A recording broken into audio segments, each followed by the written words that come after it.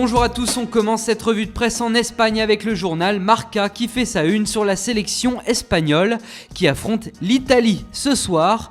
Un match au goût de revanche après la défaite de la Roja lors du dernier Euro.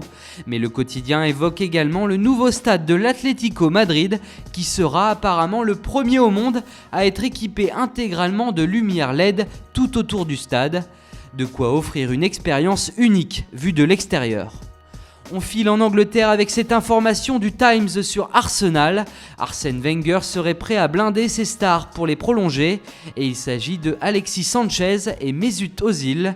Selon le journal britannique, les dirigeants des Gunners vont offrir 280 000 € par semaine pour chacun des deux joueurs. Au final, c'est un investissement de 40 millions d'euros de plus que ce qui avait été négocié au départ, il y a presque un an. Toujours outre-Manche, Chelsea prépare déjà son mercato d'hiver et c'est une nouvelle folie que son propriétaire Roman Abramovich s'apprête à réaliser. Selon le Daily Telegraph, le multimilliardaire russe voudrait acheter à la Juve l'italien Leonardo Bonucci pour 70 millions d'euros, un montant record pour un défenseur.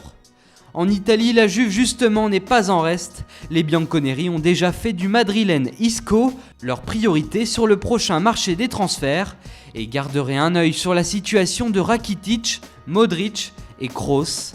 Dans tous les cas, le club de la vieille dame est prêt à réaliser un nouveau gros coup à la Gonzalo Higuaín, mais cette fois-ci, la Juve ira piocher dans le championnat espagnol.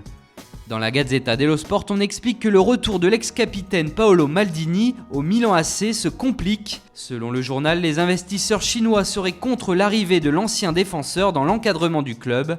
Les deux parties ne seraient pas d'accord sur les conditions de travail de Maldini. Et on termine en Écosse où c'est Joey Barton qui fait la une.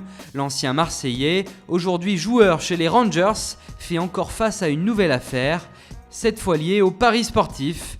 La presse écossaise explique néanmoins que son entraîneur est prêt à oublier cette affaire et le faire jouer le plus rapidement possible.